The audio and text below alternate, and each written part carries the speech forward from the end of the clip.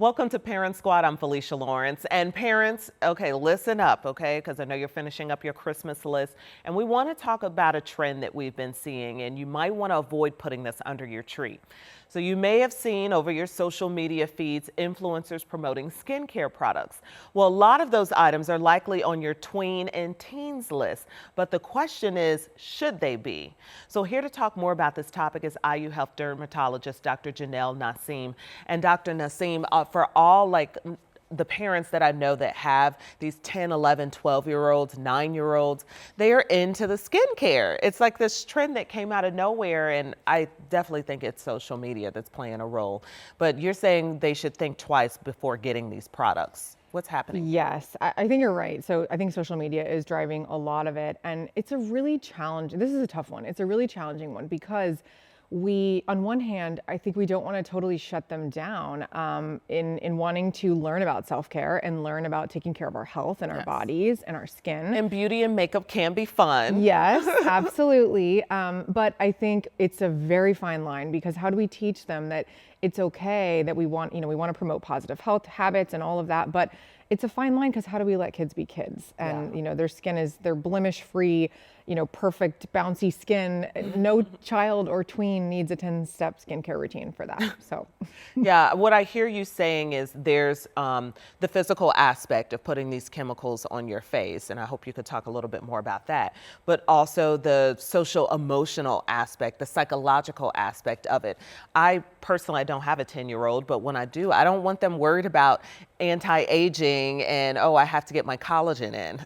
100%. You want them to be playing outside, making mud pies and putting mud facials, mud on their face. Yes. That's what you want a 10-year-old to do. Absolutely. Again, it's just really challenging, because we do want to teach them about taking care of themselves, but we don't want to instill that there are things that they have to do to look a certain way or be a certain way. So I think if we look at a lot of my patients who are older patients now and spent years baking in baby oil and tanning their skin. Yeah. So at least we're not there. Again, I think if we look at the big picture, I do think overall this shift that we're seeing in youth of wanting to take care of their skin, we can see it as a good thing, because hopefully later down the road, it will translate to less skin cancer. But I think we just have to be really cautious. Again, it's that fine line of promoting, wanting to learn about their health and their skin health, but they don't need 10 steps, and they don't need to be, doing this like it's something that they have to do because everyone else is doing it. Is there concern from a medical standpoint with the chemicals in these products and having them touch a patient that's so young?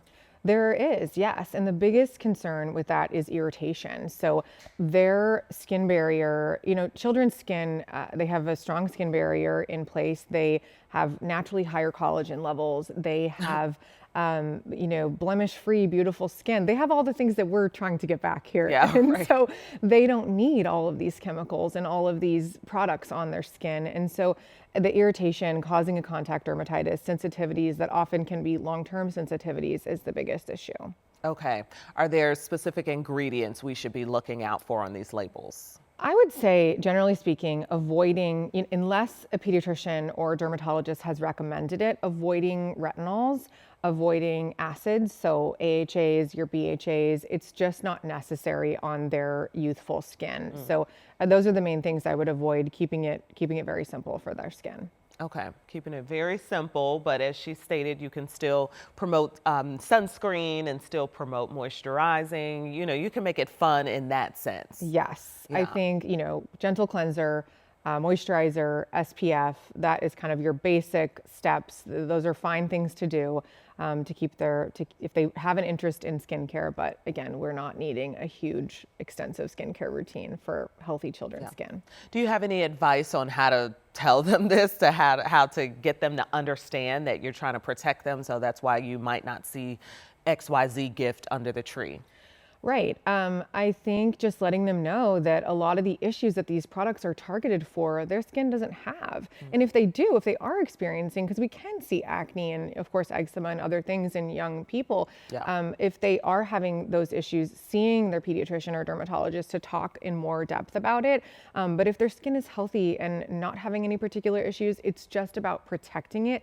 It's not about doing anything to it. It's not about changing it. It's not about anti-aging it. They don't need more collagen than than they already have. They don't, need to exfoliate their skin more than their natural cell turnover already does a beautiful job at. So I do remember having just the teenage acne from, just hormones that ended up clearing up probably by age 17, 16, 17. But I certainly had that change in hormones. And we did see a dermatologist when I was a teenager. How do you know, like, when someone should seek out some more help with just something that's normal? I think the pediatricians are really good about this. So if you're doing your regular checkup and you want to bring that up as a concern, the pediatrician will definitely be able to tell whether it's at the point where they can manage it with a couple of recommendations just in their peds checkup, or if it's a little bit more extensive and needs possibly more extensive topical treatments, more possible oral treatments. So I would start with the patient's, the child's pediatrician and go from there, because we're always happy to see we have wonderful pediatric dermatologists in our system that are great with kids and teens. Okay. All right. Dr. Naseem here helping us get our teens and tweens ready. And of course, talking about the healthy practices, but also reassuring your child that they shouldn't be overly obsessed, that it's a healthy interaction and a healthy correlation, there we go, with these products and how they take care of themselves. That's right. Thank you, Dr. Naseem, Thanks for helping us with me. this. Yeah. So we've got more at WTHR.com/Parent Squad. Still to come, we're talking video game gifting with the City Moms. What you need to know.